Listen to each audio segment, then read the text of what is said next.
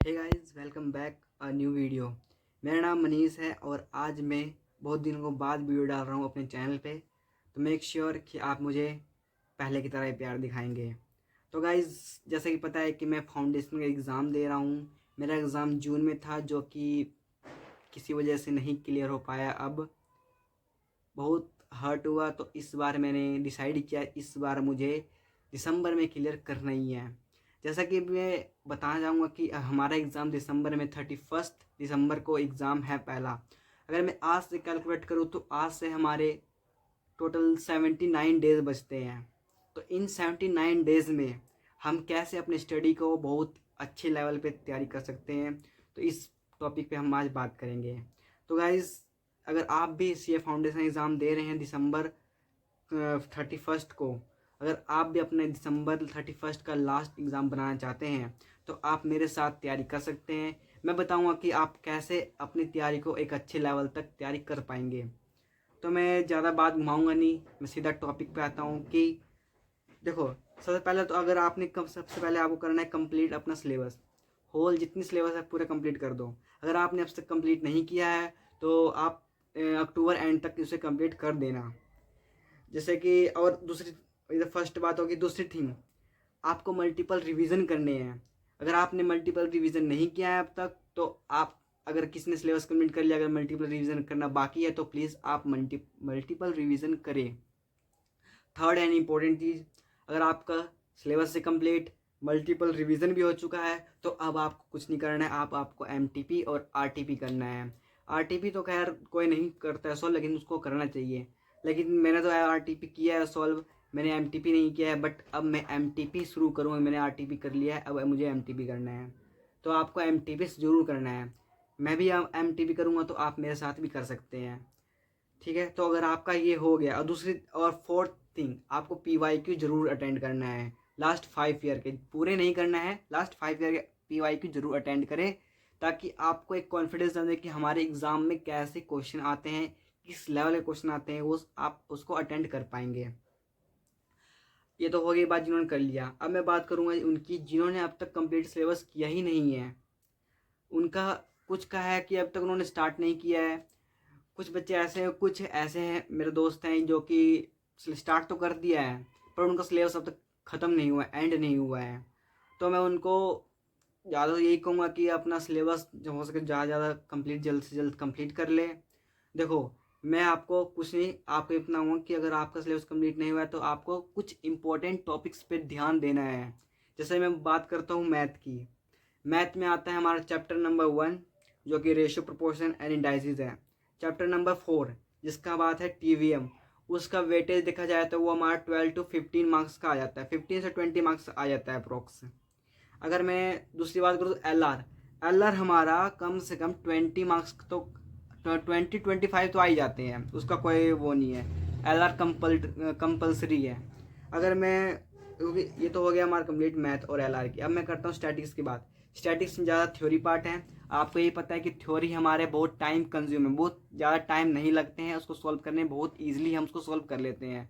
तो हम स्टैटिक्स की बात करते हैं, चैप्टर नंबर 13 आता है, उसके बाद चैप्टर नंबर 14 आता है, फिर चैप्टर नंबर 17 आता है। ये तो हो गया चैप्टर 13-40, और चैप्टर 13-14 और हमारा 17। और एक एक चैप्टर और है हमारा जो कि परमुटेशन वाला, नहीं परमुटेशन वाला तो है ही है, चैप्टर नंबर 5 है। और वो वाला क्या कहते हैं, चैप्टर नंबर 15। ठीक है, ये हमारे इंपॉर्टेंट है। अगर आपने मैथ में कर लिया तो आप तो पास तो हो ही जाओगे। अगर मैं बात करूँ इको की, इकोनॉमिक्स एंड बीसीके की, तो आपका कंप्लीट बीसीके कंप्लीट करना ही करना है, जो कि हमारा हर एक चैप्टर में 6 to 7 मार्क्स के क्वेश्चन आ ही जाते हैं। उसके श्योर सेट है कि हर बार आते ही है, तो आपको बीसीके तो कंप्लीट करना ही है, उसका कोई वो नहीं है। ठीक है, और इकोनॉमिक्स की बात करो तो चैप्टर नंबर 2 जो कि डिमांड एंड सप्लाई है, चैप्टर नंबर 3 जो कि मार्केट्स है, नहीं चैप्टर नंबर 4 है market, sorry chapter number 4 market है। और चैप्टर नंबर हमारा है 4 हो गया, चैप्टर नंबर 3। ठीक है, चैप्टर नंबर 3 तो हमारा कौन से इकोनॉमिक्स में है याद कर लेना। चैप्टर नंबर 2, 3 एंड 4 ये है। चैप्टर 1 और 5 ये हमारे इतने इंपॉर्टेंट नहीं है, बहुत छोटे क्वेश्चन है। आपको अगर मुश्किल से आप अगर 4 घंटे भी कर लोगे ना तो वो कंप्लीट हो गए, ये हो गए। उसके एमसीक्यू जरूर करके जाना। ये तो बात होगी इको की। अब मैं बात करता हूँ लॉ की। लॉ में हमारा देखा जाए तो इम्पोर्टेंट तो वैसे ज़्यादा इंपॉर्टेंट बताता हूँ तो इम्पोर्टेंट सारे ही हैं, लेकिन ज़्यादा इंपॉर्टेंट बताता हूँ तो चैप्टर नंबर 1 है हमारा, जो कि इंडियन कॉन्ट्रैक्ट एक्ट है। ठीक है, वो कम से कम हमारा 23 to 25 मार्क्स उससे आ ही जाते हैं। अब मैं बात करता हूँ चैप्टर नंबर 2, इतना इंपॉर्टेंट नहीं है। चैप्टर नंबर हमारा 4 पार्टनरशिप एक्ट, ये हमारा इंपॉर्टेंट है। ठीक है, चैप्टर नंबर 4 पार्टनरशिप एक्ट ये इंपॉर्टेंट है। चैप्टर नंबर 3 है, sorry, chapter number 3 partnership act. फिर आता है हमारा chapter number 5 company act. Company act बहुत सोचते हैं बहुत ये है, छोड़ यार इजी है नहीं करें, लेकिन हाँ चैप्टर नंबर 5 कंपनी एक्ट जरूर आता है।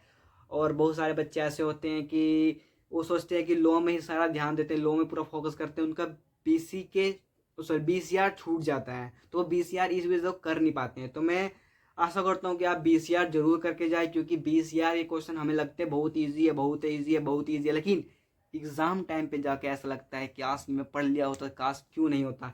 यही गलती मेरे साथ हुआ था इस बार जून 23 में। ठीक है, ये तो बात हो गई लॉ की।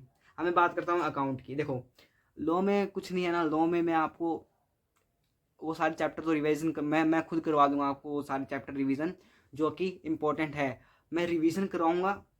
आप मेक श्योर आपने पढ़ लिया हो तो आपका रिवीजन हो जाएगा, अगर आप मेरे साथ करते हो तो।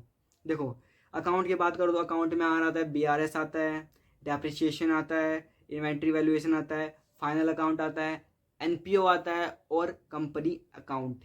ये चैप्टर जरूर करके जाना, इसमें से एग्जाम के जरूर आए। अगर आपने कहीं नहीं किया तो देखो हमारे एग्ज़ाम में आपको पैटर्न तो पता ही होगा एग्ज़ाम का कि हमारे पैटर्न किस तरह से आते हैं।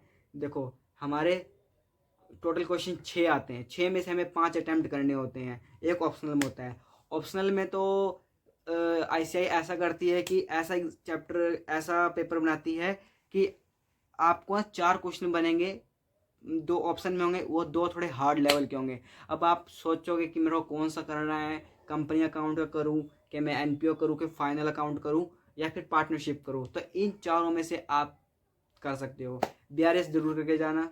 तो आई होप आपको मेरी ये सजेशन अच्छी लगी होगी। तो आप मेरे चैनल को सब्सक्राइब नहीं करो, प्लीज़ चैनल को सब्सक्राइब कर लेना, क्योंकि मैं अपने साथ साथ आपको ज़रूर रिवीजन करवाऊँगा। आप करो या ना करो, मैं तो ज़रूर रिवीजन करूँगा, साथ में मैं तो यूट्यूब पे करवाऊँगा ही। तो मेरा नाम मनीष, तो thank you for watching my video. और